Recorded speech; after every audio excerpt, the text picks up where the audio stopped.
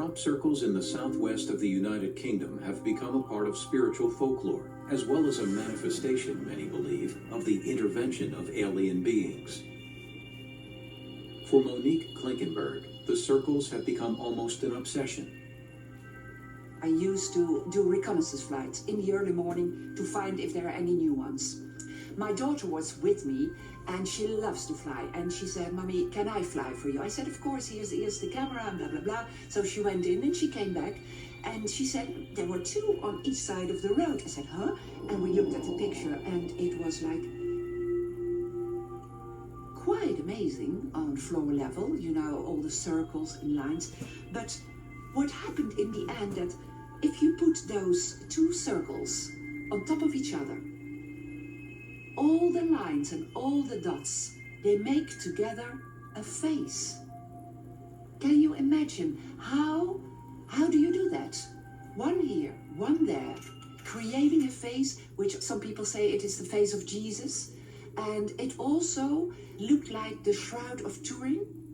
It was just a stunning event. One of the things I will never ever forget. Many others had discovered circles in fields in the past, but in 1991, two Englishmen rocked the worlds of ufologists and paranormal experts alike. Their names were Doug Bauer and Dave Chorley. Bauer and Chorley, more commonly known as Doug and Dave, are two self-confessed hoaxers who claim that they were responsible for pretty much all of the early crop circles reported in Wiltshire for the first few years, before it really caught on, and then lots of other people started making them. It just so happens that circles are the easiest patterns for hoaxers to make. It's much more difficult to make lines and triangles than it is to make actual circles. And they produced these mysterious circles that kind of got people talking.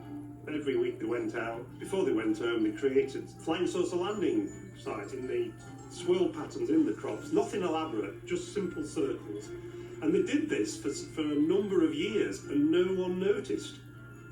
And they were about to give up, and suddenly they saw a story in the local newspaper as someone had finally spotted these mysterious swirls in the crops and took a photograph of them, and it got into the local newspaper. That came to the attention of ufologists, and then the rest is history. If crop circles are merely hoaxes, creations of humans, how are they made? They got the idea from the original reports from Australia and thought, wouldn't it be fun to have a go at that? So they went out into fields at night with planks and string. The only explanation that we know for a fact is true is that humans make crop circles. Whether or not aliens also make crop circles, whether or not unknown energies also do them, the only known, proven creator of crop circles is humans.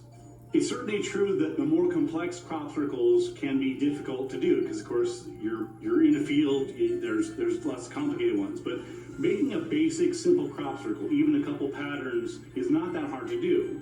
In fact, I've done it. I've made several crop circles, and it's fun. It's been mischievous.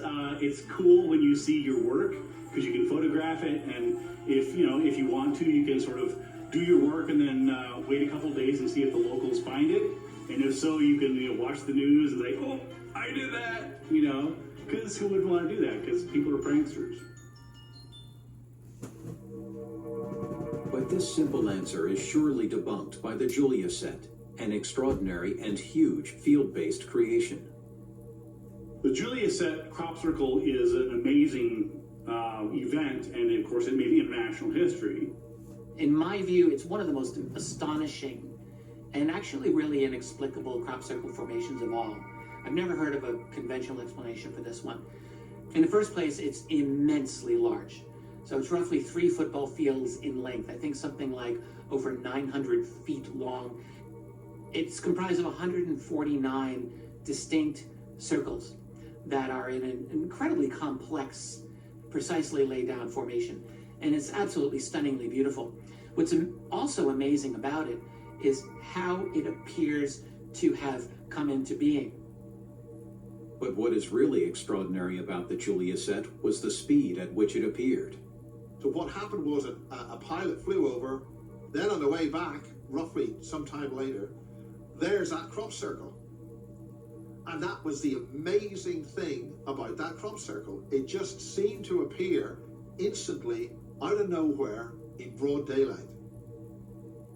So how could it have been created? That's a really legit question. You've got something that's of that immensity and that precision in the middle of the day. There's no one who's ever claimed this one.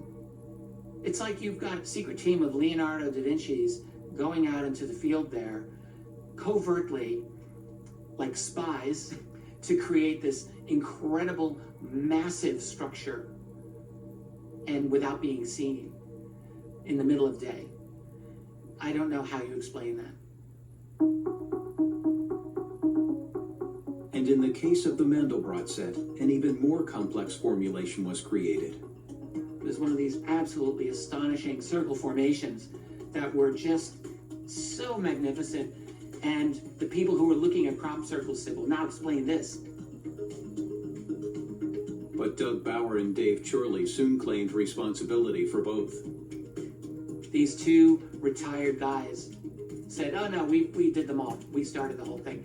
And then they proceed to give a demonstration. So I think when you're looking at disinformation, you really have to look at those two, and you have to look at all of the media support as well to throw cold water on these cases.